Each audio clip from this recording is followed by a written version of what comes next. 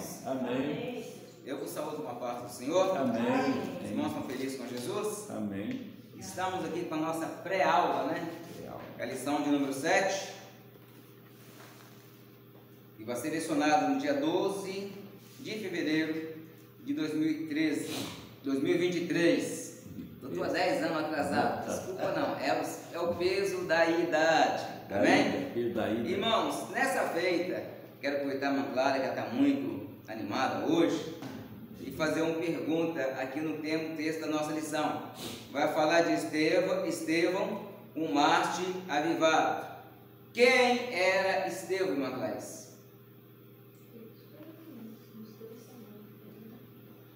Não vai responder quem é Estevão? Vou passar a pergunta. Vou perguntar para o irmão Ares. Irmão Ares, quem é Estevão? Irmã Diva, ajuda ele aí. Irmã Samanta. Estevão, um homem usado por Deus? Também, faz parte, está dentro. E a Bíblia não fala que ele era soldado, a Bíblia fala que ele era cheio. Mártir avivado. Irmão Joaquim, quem era Estevão? Pelo que eu conheço do estudo de Estevão, ele era um homem muito íntimo com Deus e tinha uma comunhão muito forte com Deus, muito grande. Isso é o que ele era, assim, ele era cheio, os que dizem dele. Estevão, irmãos, era um diácono. 7. Estevão era um diácono que, no princípio da igreja, muitas pessoas aceitavam a Jesus e permaneciam em Jerusalém. E a fé do povo era tão grande, que vamos entender, eu quero fazer um resumo histórico aqui. A fé era tão abrangente que as pessoas, elas abriam a mão das suas riquezas para servir a Deus. Só com isso houve alguma pobreza, alguma necessidade. E o povo em si, né, começou a reclamar dos apóstolos. A reclamação essa era que as viúvas dos gregos eram menos atendidas do que as viúvas dos judeus. E o povo então se reuniu com os apóstolos reclamando. Os apóstolos então, o colégio apostólico se reuniu e pediu ao povo para que indicasse alguns homens para que servisse ao diaconato, uma excelente obra que Deus tinha chamado eles. E Estevão era o primeiro da lista. A Bíblia fala que na seleção dos discípulos, dos diáconos, Estevão é o único que a Bíblia fala que era cheio do Espírito Santo. Isso é bênção, irmãos. Quando há uma referência de alguém que era cheio do Espírito Santo. E ainda no texto da nossa lição, no nosso tema, vai-se uma outra pergunta: o que é um mártir? Alguém pode até me dar um exemplo do que é um mártir? Mártir que morreu primeiro por causa do evangelho, né? Bom, eu vou dar um exemplo aqui para vamos entender. No dia 21 de abril, aqui em Minas Gerais, nós comemoramos o dia de um camarada. Tiradentes. Como é que é o nome dele? Não, Tiradentes era só um apelido. Esqueci o nome dele.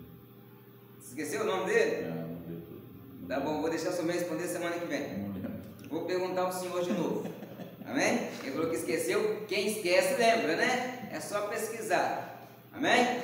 Um homem chamado Tiradentes, né? Conhecido como Tiradentes. E esse Tiradentes, ele foi um mártir. Joaquim da Silva, sei lá como é que era o negócio. Quase. Não deixa quase que fala Joaquim Barbosa da Silva Salve. Ele, irmão, esse homem, ele morreu pela causa da independência. Não é que a independência em si do Brasil, era a independência de Minas Gerais, certo? Ele se tornou um mártir. Então, mártir, irmãos, é aquele que está disposto a morrer por uma causa. O mártir também é conhecido como testemunha. Quando Jesus disse: recebereis poder ao descer sobre vós a virtude do Espírito Santo, no texto ali original, ele vai falar assim: e ser-me-eis testemunha, tanto em Jerusalém, Judeia, Samaria e os confins da terra. A palavra testemunha ali significa que você esteja pronto a morrer pela minha causa, certo? Mas vamos falar um pouco de Estevão. Estevão, irmãos, era, como já foi dito aqui, ele era um dos 7 diáconos. Vamos falar mais sobre isso daqui a pouco. E, acima de tudo, o nome Estevão em grego é Estéfanos, que significa aquele que é coroado. Olha que significado maravilhoso! Estevão, no grego, é Estéfano, que significa aquele que é coroado. Estéfano. E no latim é Stephanus, que significa aquele que recebe uma coroa. Então, quando você conhecer um Estevão, você pode chamar ele de Estefano ou Estefano, e ele não pode achar ruim, né? Porque é a raiz do seu nome, ou Estefano ou Estefanes, né? Tudo isso tem a mesma raiz do nome Estevão.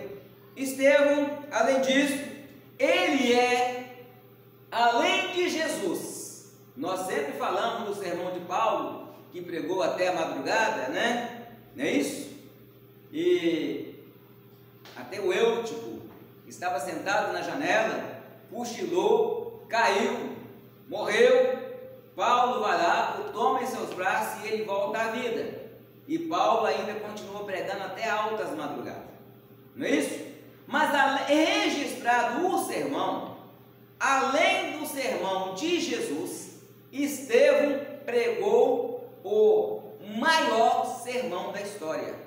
Nós temos que entender que Estevão, ele tinha uma oratória nata. Ele era um grande expositor da palavra de Deus, ou seja, ele conhecia Taná. Irmão, o que é Taná? Mas um nomezinho interessante aqui. Tem certeza que não sabe? Taná é a Bíblia. É a Bíblia dos judeus. Ele conhecia a Taná, ou seja, ele conhecia a lei, ele conhecia os profetas, ele conhecia a história, que naquele sermão dele, ele relata história, ele relata profeta, ele relata salmos, ele relata todo esse sermão longo dele, no seu debate, em chamar a atenção. Ele começa lá em Abraão e vem trazendo uma exposição da Bíblia, que deixa qualquer erudito de boca aberta. E a Bíblia é clara em dizer ainda mais que esse Estevão, alguém abre para nós, em Atos capítulo 6, versículo de 1 a 3, vamos saber quem era esse Estevão. Atos 6. Atos capítulo 6, o versículo de 1 a 3, quem achar, lê para nós. 6, de 1 a 3. E mantenha a Bíblia aberta aí, por favor. 1 a 3. Ora, naquele dia, descendo o número dos discípulos, crescendo o número dos discípulos, houve uma murmuração dos gregos contra os hebreus, porque as suas viúvas eram desprezadas no ministério cotidiano. E os 12, convocando a multidão dos discípulos, disseram: não é razoável que nós deixemos a palavra de Deus e sirvamos às mesas? Escolhei, pois, irmãos, dentre vós 7 varões de boa reputação, cheios do Espírito Santo e de sabedoria, aos quais costumamos sobre este importante negócio. Ora, ali, irmãos, eu já dei uma pincelada sobre isso, mas eu acho bom falar um pouquinho mais, que houve uma reclamação. As viúvas dos gregos, elas eram mal atendidas, passavam, vamos traduzir em português, passavam necessidade. É a assistência social da igreja. Vamos traduzir para o dia de hoje? Elas não estavam recebendo a sua cesta básica. Porque as viúvas naqueles tempos, se ela tivesse marido e morresse, e tivesse filho, os filhos homens, irmãos, eram responsáveis para sustentar as mães. Mas se o marido morresse, ela podia ter 10 filhas, mulher.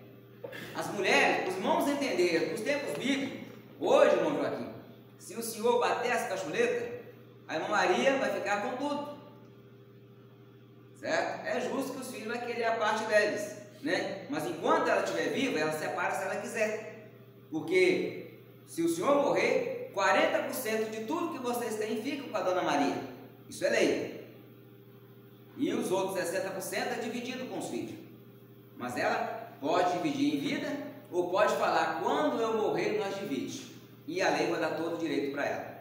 Mas naqueles dias, se a mulher tinha uma casa com o seu marido, ou tinha uma fazenda, ou tinha um terreno, se o marido morreu e não deixou um filho herdeiro, um dos irmãos do marido era dono de tudo.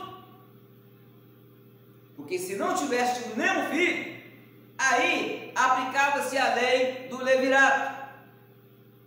A lei do levirato era: se o meu irmão morreu, eu teria que casar com a minha cunhada para gerar um filho para manter a descendência do meu irmão. E o menino que nascesse, ele teria o nome do meu irmão. Mas se a mulher tivesse tido filhas mulher, a lei do levirato não vinha a calhar nesse caso. E nisso, os judeus começaram a falar: nossa senhora, estão passando fome. Os gregos falando com os judeus. E isso chegou ao apóstolo. Os apóstolos então chamaram o colegiado apostólico, junto com a multidão de discípulos, que olha, não é bom, irmãos, entenda-se, não é bom que nós deixamos a oração e a palavra de Deus, ou seja, para servir às mesas. O apóstolo Pedro, ele não estava dizendo que não era uma coisa tão importante quanto outra, mas ele falou: olha, eu tenho a incumbência do Senhor para pregar a palavra. Agora vamos levantar no meio dos irmãos, né, alguns homens que têm alguma característica aí, que o irmão Joaquim leu no versículo 1, primeira característica, né, que eles diziam assim, ó: escolhei, pois, irmãos, dentre vós 7 varões. Primeiro, eles tinham que ter boa reputação. Primeira característica para o diaconato, ele teria que ter boa reputação. Era alguém que era justo, que era honesto, que zelava pelo nome, que zelava pelo bem da sociedade, que zelava pelo bem da igreja. Primeiro, ele teria que ter boa reputação. Segundo, ele precisava ser cheio do Espírito Santo e de sabedoria. Pera aí, alguém fala: mas Pedro não era pescador? Pedro tinha alguma sabedoria. Quando nós andamos vendo ele andando com Jesus, vira e mexe, Pedro dava tanto tiro no pé, que dá para a gente tem alguns assuntos, a gente fica até com dó do Pedro, irmão Joaquim. Imagina Jesus chegando para ele: para trás de mim, Satanás. E Pedro permaneceu fiel. Então, ele está falando que esses homens teriam que ser seios e os de sabedoria, e o quais constituamos sobre esse importante negócio. Não era um negócio comum, era um negócio que era importante. Atender à necessidade básica da igreja é tão importante quanto ganhar uma alma para Jesus. E muitas pessoas, né, não olham por esse lado. Muitas igrejas que eu já pastoreei tinha assistência social, ou seja, no dia da Santa Ceia, né, tinha dia, irmãos, que não tinha culto de Santa Ceia, que se montava 20, 30 cesta básica. 20, 30 cesta básica. No dia da Santa Ceia, ficava uma irmã lá na portaria com a caixinha lá de papel e cada um escolhia um papel. Alguém pegava arroz, outro pegava 2 óleos, outro pegava feijão, outro pegava açúcar, outro pegava macarrão, papelzinho. Aquilo ele iria trazer na Santa Ceia. Outro chegava e falava: irmão, eu não vou pegar esse papelzinho não, porque eu vou trazer uma cesta completa. A cesta básica que eu pego na empresa, eu trago completa. Ou ele falava: olha, tem um colega que vende uma cesta básica lá, que infelizmente tem muitas mulheres que falam com os maridos que não come o arroz da cesta básica. Eu acho que vocês já ouviram de alguma pessoa que fala, já conheceram, velho? Então, eu acho que nós já conhecemos. O marido tem que pegar a cesta básica, vender ou dar para quem quer que seja e fazer a compra do supermercado. Dispensando, a mulher está abrindo mão da bênção que Deus deu. Eu lembro do armazém do Grilo, que o arroz que ruim, que preto, que tinha que comer. Nós vivíamos nisso, né? Pesado no quilo. Era no quilo. Mas pesado era o saco que ficava no chão. Arroz Maranhão chamava. Não é só o Maranhão, tinha outro. Era tudo, irmãos. O armazém do Grilo tinha mais sujeira. Era mais ou menos isso. E era o lugar ali que tinha mais rápido do que nisso, irmãos, nisso. Um irmão chegava e falava: olha, eu vou comprar uma cesta do colega meu, eu vou trazer uma cesta. Outro traziam duas. Eu só sei, irmãos, que nós atendíamos a necessidade da igreja de irmãos que estavam desempregados e atendia também pessoas que não eram da igreja. Hoje, né, como a nossa igreja é uma igreja pequena, vira e mexe, eu estou batendo um gancho, ligando para alguns pastores, amigo meu, né, eu não tenho vergonha de pedir cesta básica não, irmãos. Eu não tenho vergonha não. Ontem mesmo eu ia pegar algumas lá em Brumadinho, eu tinha ligado para alguns pastores, amigo meu, ontem não, antes de ontem, né, indo para a reunião, eles ficaram de levar a cesta para mim na reunião, só que infelizmente eu não pude chegar até a reunião. Todo mês eu faço isso, ligo para um, ligo para outro, eu busco aqui, busco em Betim, busco ali não vou falar o nome do bairro não, ali em frente ao Carrefour, né? Eu busco, porque há pessoas que são necessitadas. Nós temos que cuidar do espiritual, mas temos também que pôr em mente, cuidar do físico é tão importante quanto cuidar do especial, do espiritual. Amém? E o Estevão então, irmãos, agora alguém lê para mim o versículo 8. 5. Hã? Versículo 5 do capítulo 6, depois vai ser 8. 5? Deu 5, né? Capítulo 6, versículo 5. E este parecer contentou a toda a multidão. E alegraram. E elegeram Estevão. Olha, primeiro ponto. Cheio de fé. Primeiro aqui, elegeram a Estevão. Primeiro ponto, Estevão era o quê? Continua, amor? Elegeram Estevão, homem cheio de fé e do Espírito Santo. Primeiro ponto, o homem era cheio de fé e do Espírito Santo. Vamos ler o nome do 7 aí. Pode prosseguir a leitura quando nós falamos sobre Estevão. E Filipe e Procoro, Nicanor, Timon, Parmenas, Nicolau, prosélito de Antioquia. Aqui está o nome dos 7 diáconos. Então, quando alguém perguntar para você quem era Estevão, você pode responder: Estevão era um dos 7 diáconos da igreja. Irmãos, entendam que há muitas pessoas que pensam que pastor é superior a diácono, que pastor é superior a presbítero, que pastor é superior a evangelista. Muitos batem no peito para ostentar uma carteirinha de pastor. Errado. Todo trabalho na casa de Deus é de igual importância.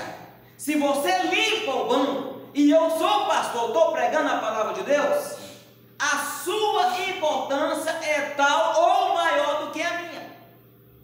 Muitas pessoas às vezes exercem a carteira de pastor, aí chega perto do presbítero zombando, é seu pastor, né? Já aconteceu isso com o senhor, meu Joaquim? Agora eu vou consagrar a pastor. Agora você, ele está querendo dizer, sou o seu superior. Vou dar só um exemplo. Se fosse lá na polícia, não. Como se fosse um coronel de polícia. Para com isso, irmãos. Se Deus te chamou para reger um conjunto, se Deus te chamou para dirigir um círculo de oração, ou uma oração matutina, ou limpar a igreja, exerça o que Deus mandou você fazer com maestria. Com amor, né? Com amor. Aí em muitos lugares virou uma competição de quem tem um cargo mais alto. Tanto, irmão, que os irmãos entenderam que o camarada ele pensa que é superior. Vocês conhecem um camarada na Bíblia chamado Apóstolo Pedro? Conhece? Conhece ou já ouviu falar dele? Já ouvi falar. Ouviu falar? Nunca vi. E um outro camarada chamado também o apóstolo do amor. João. Quem é? Já vi falar dele. Eu conheço esse da Bíblia, a Bíblia me conta a história dele. Irmãos, eu sou tão familiarizado com a Bíblia que lá no céu eu vou chegar abraçando todo mundo como se fosse amigo de muitas datas. Lembra daquele abraço que Deus nos eu chegando de Rondônia, parece, de São Paulo? Eu vou chegar e dizer, ei, Joãozão, cara! Vou chegar abraçando, porque eu me considero, né? Eu me interajo com eles. Esses dois camaradas, que eram entre os 12, eles eram quais? Eles tinham as primazias. Tipo amado. Eles eram os melhores, os maiores. Certo? Quando ele ia escrever alguma coisa para os presbíteros, eles se despiam do cargo de pastor, se despia do cargo de apóstolo, que é o maior que existe na Bíblia, e dizia assim: aos presbíteros, assim como eu sou presbítero.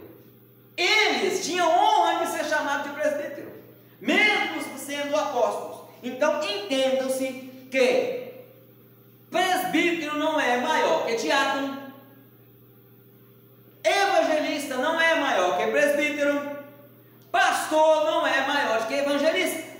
Cada um exerce o trabalho que Deus chamou. Existe o que existe dentro da hierarquia: o pastor presidente, o pastor vice-presidente, certo? A mesa diretora, o conselho de ética, certo? Que faz parte da mesa diretora, nós, né, respeitamos. Mas não pense que alguém vai querer entrar no céu e ter cargo lá no céu, não, irmãos. Lá no céu vai entrar lavado no sangue de Jesus. No momento que a pessoa começou a querer competir para mostrar que é superior, ela está correndo o risco de nem ser entrada no céu. Amém? Prossigamos agora, irmãos. Aqui nós entendemos que Estevão, no versículo 5, como eu aqui leu, e pareceu bem, contentou-se todos, ou seja, a multidão toda, eles precisavam de 7, tinha muita gente querendo a vaga, tinha mais gente querendo a vaga, mas o apóstolo Pedro, vamos escolher 7. Olha, primeiro, elegeram a Estevão. Olha as qualidades de Estevão, homem cheio de fé. Por falar em fé, o que é fé, irmãos? Fé é a coisa que a gente crê que vai receber. Crê que vai receber, muito bem. Essa não foi eu que ensinei, não. Mais uma pergunta: o que é fé? É mesmo impossível aqui. Crer no impossível. Vamos melhorar a pergunta: quantos tipos de fé existem? Pelo menos 3. Fé salvadora, a fé natural e aquela fé de cura, né? Que você tem fé para orar e falar de tá dentro. A fé é para ser salvo, né? Irmãos, fé, os irmãos entenderam o que é fé? Fé é você crer e confiar. Eu costumo dizer que a fé é trazer à existência aquilo que não existem. Confiar na palavra. Confiar na palavra, também é um tipo de fé. Agora, existe a fé natural. O que é fé natural, irmão? Todo mundo aí fora tem fé. Tem fé nisso, tem fé naquilo. Eu tenho muita fé. Não tem fé em muitas coisas. A fé natural, irmãos, é aquela fé que nós nascemos com ela. Você crê que Deus existe? Eu Creio. Então você tem fé que Deus existe. Mas a pessoa que diz ateu, ela crê que Deus não existe? Crê. Então ela tem fé que Deus não existe. Isso não é fé natural. Isso, irmão, chama-se de fé natural. Segundo, existe a fé sobrenatural. É a fé como dom. Existe. Sabia que existe o dom da fé, irmãos? Existe o dom da fé. Segundo, terceiro, né? A fé como fruto do Espírito. Existe uma característica do fruto do Espírito também, que é a fé. e é dada pelo Espírito Santo. Existe a fé miraculosa. E eu pergunto, por que é a fé miraculosa? Não é a fé natural. É milagre. Não é a fé como dom. É aquela fé que você tem que o milagre vai acontecer. Há momentos que nós temos essa fé. E há momentos que nós não temos essa fé. Às vezes eu vou orar, eu estou com essa fé, mas o irmão Joaquim que está recebendo a oração, ele não está. Essa é uma fé diferente. É uma fé que na hora que você vai orar ou receber essa oração, nem parece que você está pisando no chão. Ela te leva a uma dimensão diferente. Aí o milagre é realizado. Ou você ministra o milagre, ou você recebe o milagre. Agora a vantagem, irmãos, da fé salvífica, da fé miraculosa, quando acontece o primeiro milagre dentro da igreja, aí todos que vê o milagre entram na dimensão da fé miraculosa, aí todos começam a receber milagres. Entenda-se isso. Amém? E a Bíblia fala que Estevão ele era cheio de fé e cheio do Espírito Santo de Deus, né? Estevão, irmãos, o nome dele não é mencionado, mas algo que aconteceu com ele está registrado em Hebreus capítulo 11, do 32 ao 35. Quem achar, lê para nós entender algo sobre os heróis da fé. Na verdade, começa no capítulo 1, 11, vamos ler apenas do versículo 32 ao 35. Ao 35. E que mais direi? Fartar-me-ei. Tem 32, não. Hã? 11, tem 35, não. Tem. Não. Hebreus 11, 35. Não, Hebreus não. Hebreus ou Atos? Hebreus 11, 35. É 11? Ah, você falou Atos. Hebreus 11, Tô 35. no Atos aqui, tô achando que é Atos. Mas você está pensando que eu estou errando de Bíblia agora, irmão? Que Eu acho mais? que o Farid tá errando ali. Que Pode ir. mais direi? Faltar-me-ei. Ia o tempo. Contando de Gideão e de Baraque, de Sansão, de de Davi, de Samuel e dos profetas. Só isso? Até o 35. Os quais pela fé venceram reinos, praticaram a justiça, alcançaram promessas, fé, fecharam as bocas dos leões, apagaram a força do fogo, escaparam do fio da espada, da fraqueza, tiraram forças na batalha, se esforçaram, puseram em fuga os exércitos dos estranhos. As mulheres receberam pela ressurreição os seus mortos, uns foram torturados, não aceitando o seu livramento, para alcançarem uma melhor ressurreição. Amém? Primeiro ponto da lição vai estar falando sobre o testemunho de Estevão. Estevão, irmãos, quando ele pregava, levantaram os camaradas.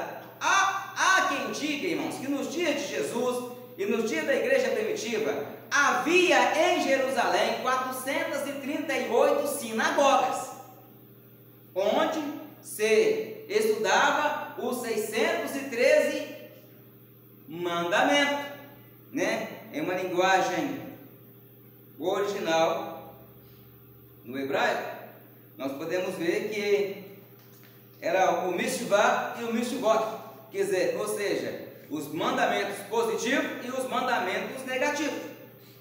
Só que Estevão, a Bíblia diz que Estevão era cheio do Espírito Santo de Deus. E além disso, ele era um excelente estudante da Taná. Eu ia falar Torá. A Torá é o Pentateuco, conhecido como Pentateuco. E a Taná é o conteúdo de toda a Bíblia hebraica, o Antigo Testamento.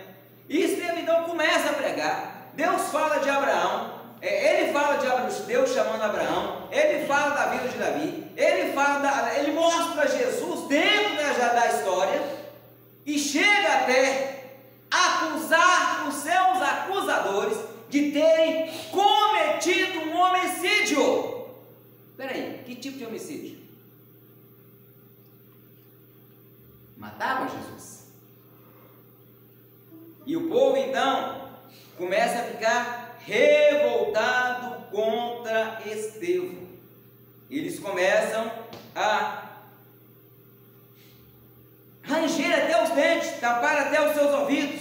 Se nós formos ver aqui no versículo capítulo 7, o versículo 55 a seguir, vai estar falando de Estevão cheio do Espírito Santo de Deus. Mas nós vamos ver o versículo 51 a seguir, ele vai estar falando: homem de dura serviço, incircunciso de coração. Quem são os incircuncisos de coração? Agora, antes de falar dos incircuncisos de coração, eu quero falar sobre os libertinos. Os libertinos, irmãos, ou da sinagoga dos libertos, eram pessoas doutorados que se julgavam. Entre eles, irmãos, estava um rapaz chamado Saulo.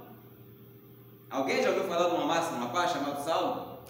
Que depois se transformou, mudou. Nós somos conhecidos mais como Paulo de Tarso.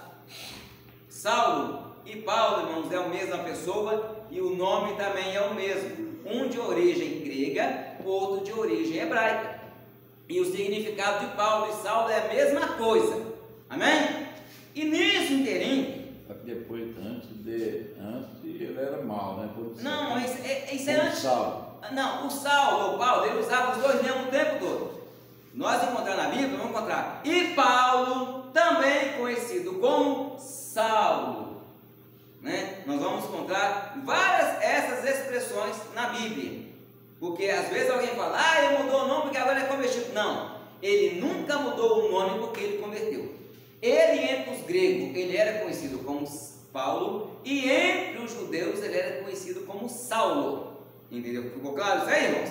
Entre os judeus ele era conhecido como Saulo. Entre os gregos ele era conhecido como Paulo. É igual eu falei semana passada. É igual Mateus e Levi. Mateus e Levi é a mesma pessoa. Mateus era o nome grego de Levi. E Levi era o nome dele conhecido dentro da comunidade judaica. Amém? Estevão agora começa a falar e demonstrar. O fato, irmãos, é que o povo fica tão virado que eles começaram a caluniar Estevão. Eles começam a caluniar Estevão. E Estevão, a Bíblia fala que ele estava cheio. Ou seja, a palavra grega para cheio é preres, que significa preenchido. Estevão estava preenchido pelo Espírito Santo. A sabedoria de Estevão era tão grande, irmão, nas suas pregações, que muitos sacerdotes já estavam aceitando a fé. Atos capítulo 6, versículo 7. Nós vamos ver que muitos sacerdotes estavam se convertendo à fé. E sacerdotes eram doutorados em lei. Lê para nós aí, por favor. E crescia a palavra de Deus em Jerusalém, e se multiplicava muito o número dos discípulos, e grande parte dos sacerdotes obedecia à fé. Irmãos, para vocês entenderem, Estevão agora ele é preso pela multidão dos estudiosos, né, e dos libertinos, e é levado para o tribunal. Alguém sabe qual era o nome do tribunal que presidia em Jerusalém? Qual o nome do tribunal que condenou Jesus? Sinédrio. Sinédrio era composto por 70 homens, os mesmos que condenaram Jesus à morte. E quando foram julgar a Jesus, eles falaram a verdade a respeito de Jesus.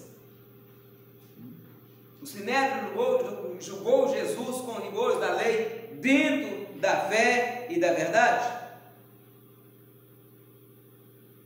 Eles julgaram Jesus dentro da fé e da verdade? Não.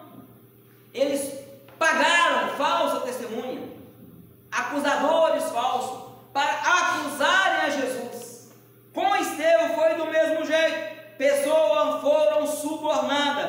para nós aí. Atos capítulo 6 e versículo 11. 11. Então subornar. Ó, subornar, irmãos. Subornar significa o quê? Comprar, dar dinheiro, colocar a palavra. Você vai, eu estou te dando. Pera, seu Kika, vem cá. Vou dar, não precisa vir não, é só brincadeira. Vou dar ao senhor mil reais, ajuda o senhor? Ajuda? Agora. Ajuda? Tem muito. Não dá. Vou dar ao senhor 1.000 reais, mas eu quero que o senhor fale com o irmão Ares. Isso. Decora a palavra, repete para mim. Eu vou falar assim. Repete de novo, é desse jeito que eu quero que você fale. Aí, irmãos, pegam o Estevão e levam o Estevão diante do Sinédrio para o acusarem. Qual foi a acusação que fizeram a Estevão? Ele está falando contra Deus. Só que perturbava, né? E ele está falando contra Moisés. Olha na sequência aí, ó. Capítulo 6. 12. Prossiga aí. E excitaram o povo, os anciões e escribas. Aqui, ó. Versículo 11. Então subornaram os homens para dizerem: ouvimos eles proferir palavra de blasfêmia contra Moisés e contra Deus. Pessoas subornadas, compradas, e chegavam perante o Sinédrio e começaram a falar. Nós ouvimos o Ares falar contra Moisés. Por que contra Moisés? Alguém já pensou por que podia falar assim contra Abraão? Podia falar contra Isaías, contra Davi. Por que Moisés? Porque dentro da lei judaica, a maior autoridade é Moisés. Porque Moisés que escreveu a lei. E ouvimos ele falar blasfêmia também contra Deus. Quem viu? Eu vi, eu também vi. Os caras eram comprados, subornados. Aí Estevão chega lá e começa a expor o seu irmão.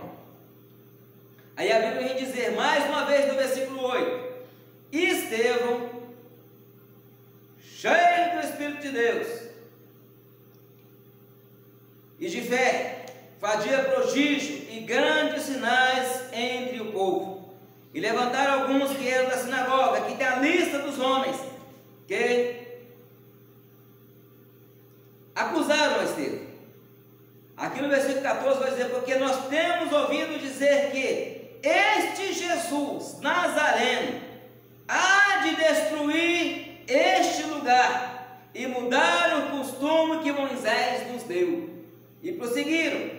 Então que estavam assentados no conselho fixaram seus olhos nele e viram o seu rosto como o quê?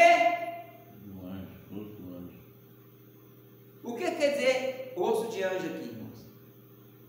Da perfeição, né? Do anjo, né? Da santidade.